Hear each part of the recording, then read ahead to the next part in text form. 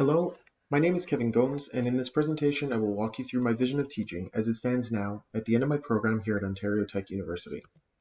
Currently, my overarching belief of teaching is that it is a means of empowering and developing students to become productive members of society who will actively work towards further improving and transforming the society we live in. There is a significant amount of ownership on teachers to ensure that we do everything in our power to ensure that every student is provided with the tools and the 21st century skills needed to be successful.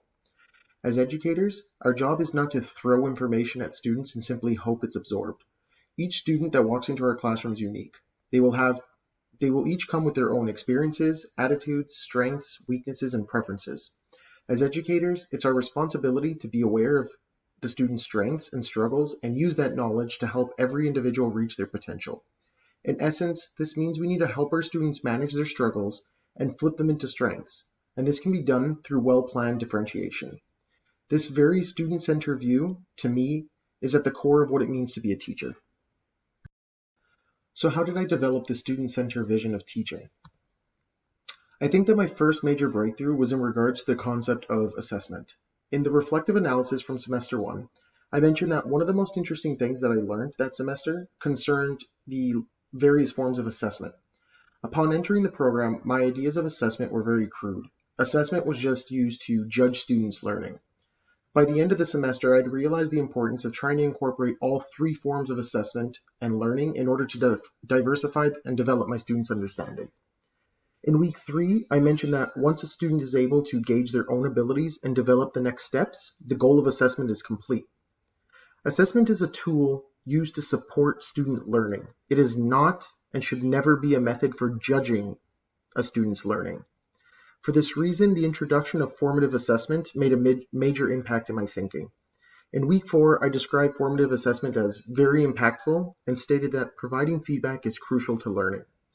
Assessment should be used to communicate with the student their current knowledge. Our goal should always be to help students learn. Teaching is not and should never be about measuring a student's knowledge without the intention of using it to help the student grow. Another topic that impacted my vision was the introduction of differentiated instruction.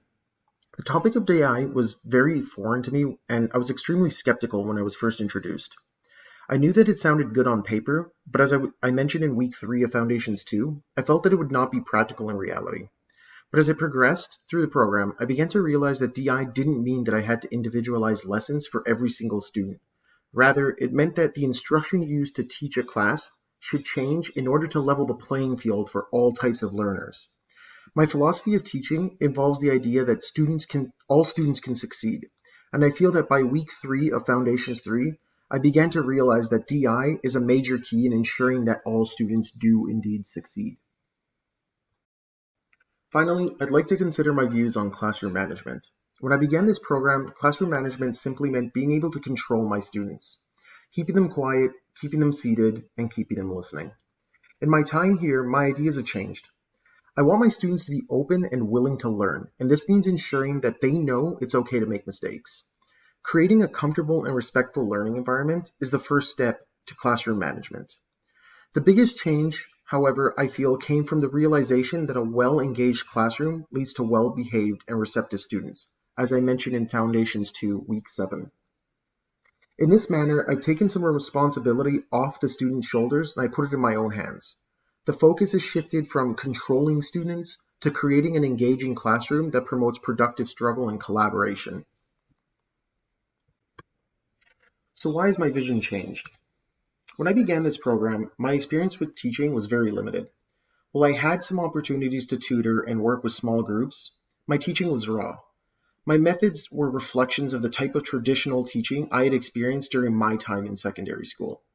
As I mentioned in week 2 of Foundations 3, I truly feel that this program has guided me tremendously in affirming the values which I want to impart in my students and take into my future classrooms. This program opened my eyes to a variety of effective teaching strategies and practices. I came to Ontario Tech eager to learn, and I feel that this attitude really helped me visualize a future in this profession. In addition to this, the instructors, the mentors, and the associate teachers that I've been able to work with have added tremendous amounts to my own learning. I hope to be able to put everything that I've learned thus far into my practice in the near future. So what are my goals as I enter the teaching profession? Of course, my primary goal will always be to find a job, but that's a given. So if I had to choose three, the first thing I'd like to do is set the goal of not getting caught in routines. Mathematics, maybe more than anything else, has a long-standing traditional method of being delivered. My hope is to break free from this mold and implement the strategies that I've learned here to make a more effective mathematics classroom. My next goal is to include students in planning their education. This, I think, needs to be done through transparency and honesty. I feel that much of the reason this program was successful is because we always knew exactly how and why we were being taught the way we were. This level of transparency, I feel, allowed for a richer understanding of the content, and it's something that I hope to implement myself. Lastly, I want to remember that it's important to get to know your students on a personal level, beyond the classroom content. I've realized how impactful teachers can be in our students' lives. And I hope that by getting to know them, I can not only provide them with better lessons, but be the support they need to succeed. Thank you for watching.